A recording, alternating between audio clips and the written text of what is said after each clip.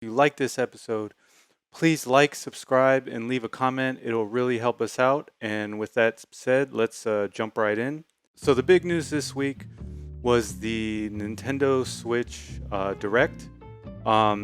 There was a lot of announcements. This was actually a pretty big Direct. So, what I'm going to do is I'm going to kind of go through each thing, but then I'm going to break off and cover certain things in more detail.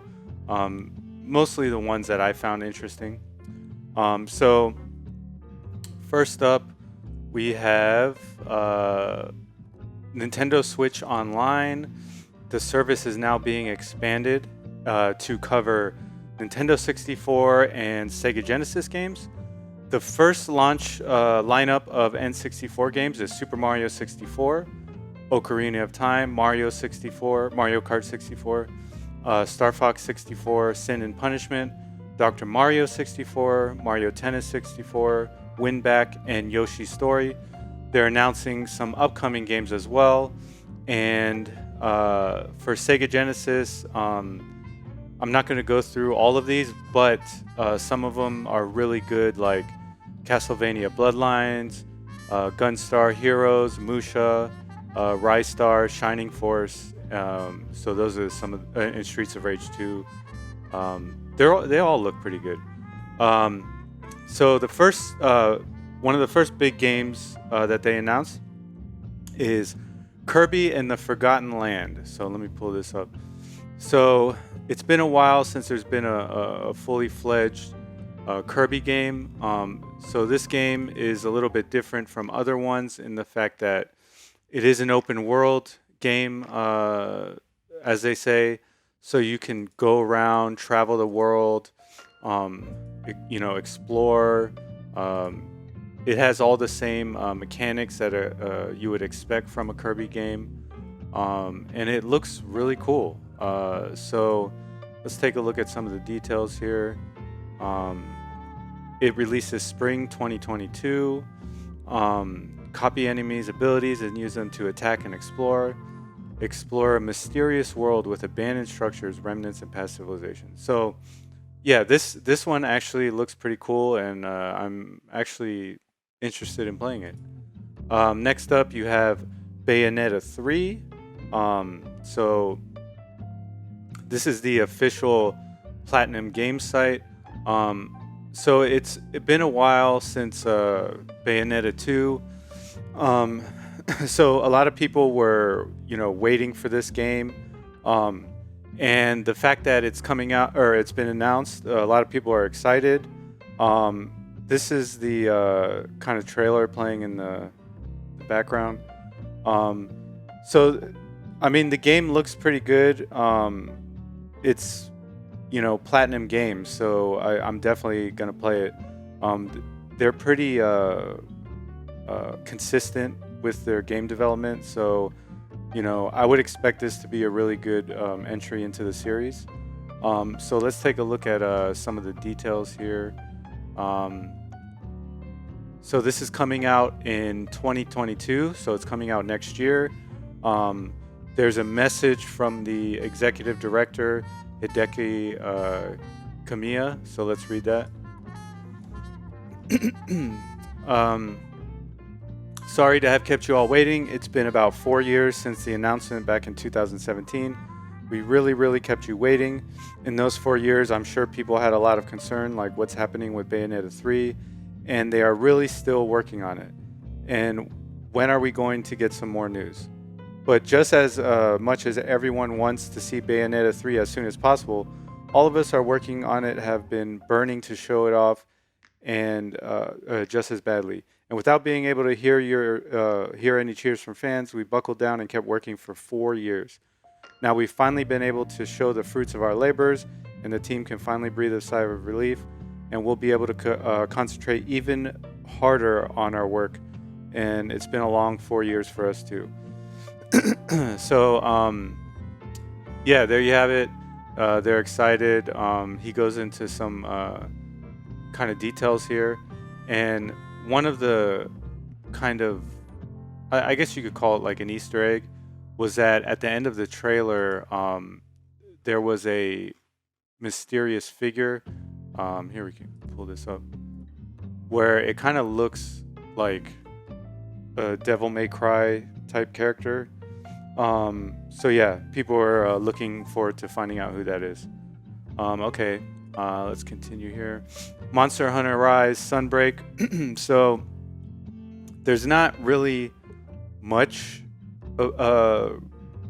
known about it so far, that it's the first major DLC expansion for Monster Hunter Rise. Now, I am a Monster Hunter Rise player. I will be getting this day one. So they've added new stories, locales, and monsters, as well as newly added hunting actions and quest rank. It's scheduled to release summer of 2022, and I guess they're going to be revealing more information about it moving forward. They showed more information about Splatoon 3, which is scheduled to release in 2022. It looks really good. Voice of Cards, The Isle Dragon Roars. This looks like a classic turn-based RPG, but done in a card game format, which is very interesting. I definitely want to see more of this. Chocobo GP. This is your standard, Mario Kart clone. This is launching exclusively for Nintendo Switch in 2022, and it will have up to 64 players completing in a bracket-style tournament to determine the racing champion. I mean, 64 characters is pretty crazy, and you can use all the different magic from the Final Fantasy series, so that looks cool. Triangle Strategy. In February, Square Enix sent out a survey for the demo version. Since then, the developers have been updating the game with a focus on adjustments to the difficulty, as well as improvements to on-screen visuals, camera controls, and the ability to view past conversations. So this is going to be releasing on March 4th, 2022. ActRaiser Renaissance. This was something that really caught me by surprise. I'm going to pull this up. So this is a game that I played originally on the Super Nintendo. Actually, I'll be honest, I played it on an emulator because I didn't have the Super Nintendo as a kid. I had a Sega Genesis. And I believe it was Josie, my co-host. He told me to play it a long time ago, and when I did, I was blown away by the game. So the sad thing is I didn't beat it because when I got to the last boss, I kept dying, so I just quit in frustration. But seeing this kind of renewed my interest in the game, and the trailer looked pretty cool. As you can see here, I mean, it looks like new HDR assets, new animations, but still the same core gameplay that you love. The town sim builder plus the 2D side-scrolling action game.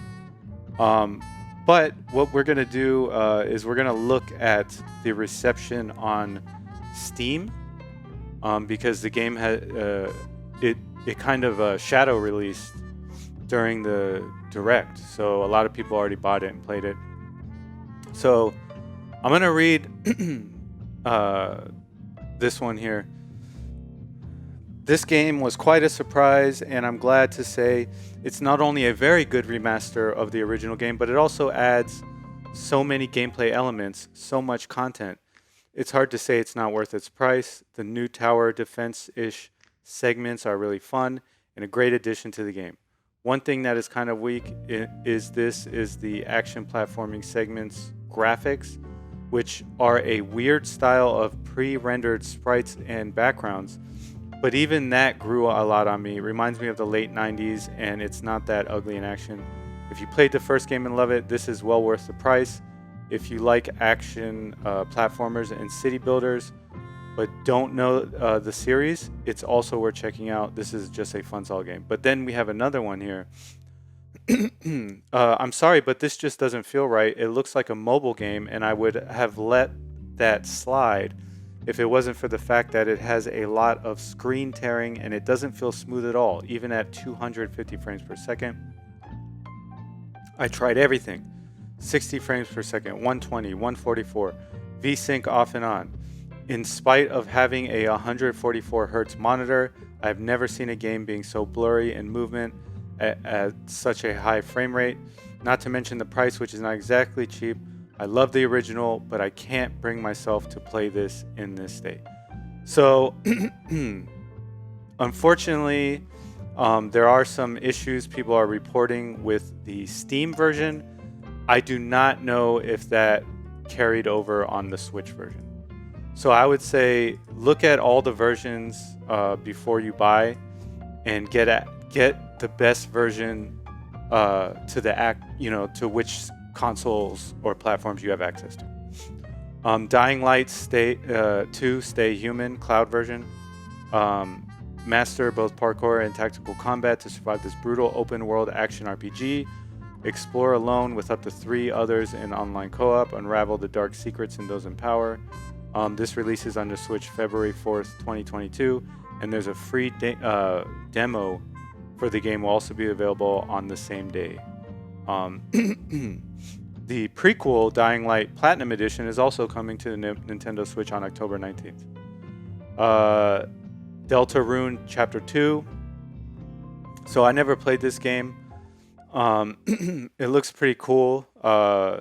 So Chapter 2 it is available as a free update for owners of Deltarune Chapter 1. Animal Crossing New Horizons. They're going to actually be having a Animal Crossing Direct, and that'll be in October. Hyrule Warriors Age of Calamity Expansion Pass DLC. This is going to release on October 29th.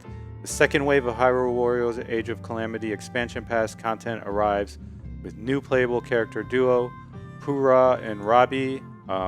We can actually pull this up. So yeah, this is going to be selling for $19.99. I have not finished the game yet, so I'm going to hold off. But here are the new playable characters, Pura and Robbie, plus one more. So new story, battle for Kakariko Village, battle of Gopanga Village, and more. So new stages, Colosseum, Lana Rue Road, and more added features. So yeah, this is cool. I'm glad they're upkeeping this game. So the Final Fighter and Smash Bros. Ultimate is going to be revealed on October 5th. So that's it. That's going to be the last character for Super Smash Bros. Ultimate. So you're going to want to tune into that if you're interested in the game or you are a player of the game. Mario Party Superstars. So it's almost time for Mario Party Superstars, which launches for Nintendo Switch on October 29th. So yeah, it's going to be a new Mario Party game. In addition to the main Mario Party mode, which will see the return of several classic boards from the Nintendo 64 era, including Woody Woods, Yoshi's Tropical Island, and Horrorland, Mario Party Superstars will also feature the mini-game mode Mount Minigames, which include the competitive survival course and cooperative multiplayer course tag match. Okay. Mario Golf Super Rush DLC. More free content is coming. 2 new playable characters, Koopa Troopa and Ninja. In addition to these characters, new courses will be added: the snowy, blustery basin and the desert set Spiky Palms, as well as the ability to change the difficulty level on CPU opponents. So yeah, that's cool that it's free. Disco Elysium: The Final Cut. For those that you don't know, this is an indie game that has been out on PC for a while. This game got Game of the Year for many people last year, so it's definitely worth checking this out. It is a kind of detective RPG, and it launches on the Switch October 12th. The physical version of the game launches in early 22, so that's probably what I will be getting. I already have the PC version, but I would love a physical version. Star Wars Knights of the Old Republic is launching on November 11th on the Switch. Honestly, I don't know if I would play it on the Switch. It's probably better off playing the original on PC. Castlevania, and also, the fact that they're gonna, is it a remake or a remaster? I don't know. They're working on a new version of the game. So, Castlevania Advanced Collection. Let's take a look at that. So this is something that Josie and John, they were looking forward to this. We covered last week that the game was rated again for the third time, so it has been confirmed. The game is coming out.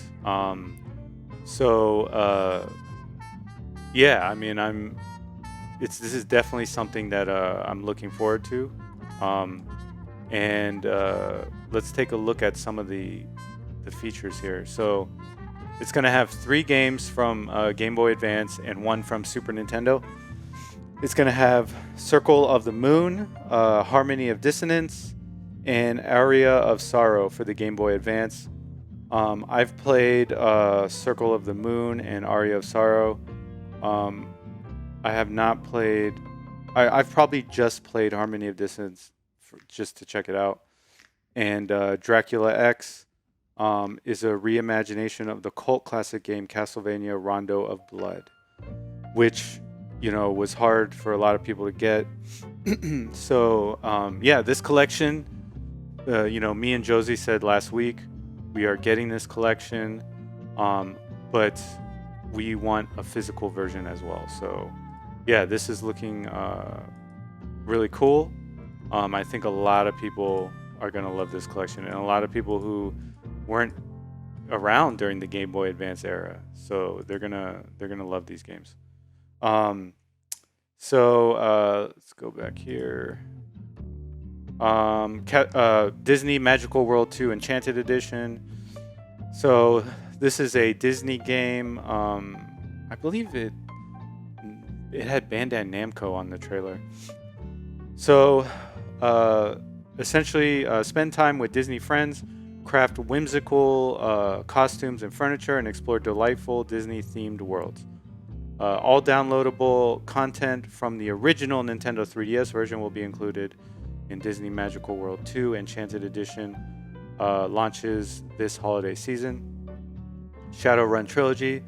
Cyberpunk meets fantasy in this 3-game collection of cult classic RPGs. So this is releasing in 2022. Shin Megami Tensei 5. This is coming out exclusively for Nintendo Switch on November 12th. Rune Factory 5. Players, this is a sim game, I believe, and this is launching on March 22nd next year. Arcade Archives Pac-Man. Arcade Archives Xevious, 2 classic Namco games, and these have already launched. With that being said, let's go to the last main thing that was announced during the Direct, and that is the Super Mario Bros. Movie. So a lot of people were... I had friends who were kind of hating on the casting, but I'm going to tell you 2 characters that I think were cast like perfectly. And Chris Pratt was not one of them, I can tell you that much. So here we have Anya Taylor-Joy, Princess Peach. I've read her name Anna and Anya, but here it says Anya. So she was in that excellent show, Queen of Gambit. Great actress. It'll be interesting to see her as Princess Peach. I don't know if she can do the over-the-top, acting required, or voice acting required, but we'll see. Chris Pratt as Mario. So this is the one that threw everyone off guard, because you don't think of this guy as a goofy character like Mario. Now, he has played goofy characters in past, like Andy on Parks and Rec. And of course, Star-Lord was a pretty goofy character. But lately, he's been in a lot of more like macho action roles. So it is kind of weird. His voice can get high-pitched. but a lot of people were just wanting the original voice actor. They said he's gonna be part of it, but we don't know what. So, yeah, Chris Pratt, just kind of random, but a big star. A lot of people like him, so he might draw a lot of eyes to the film. So Charlie Day as Luigi, I think this is one of my voice casting that I think is a good one. If you haven't seen It's Always Sunny in Philadelphia, crazy show, hilarious show. I love it. A lot of people hate it because it's so over the top cringe, but he is awesome at playing this goofy, weird, cringy type character, and I think he would be good. I think he's going to be good in Luigi. And then, sorry, this thing's okay. This is the one, Jack Black as Bowser. Now, I think this is the best voice casting that was announced for this movie. Jack Black is so animated with his voice. If you've seen any of his movies, School of Rock, Tenacious D, Lucha Libre, I mean, this guy is his range of characters, his range of voice is amazing, and I think he's gonna. It's like when they cast Jim Carrey for Sonic the Hedgehog as Dr. Robotnik.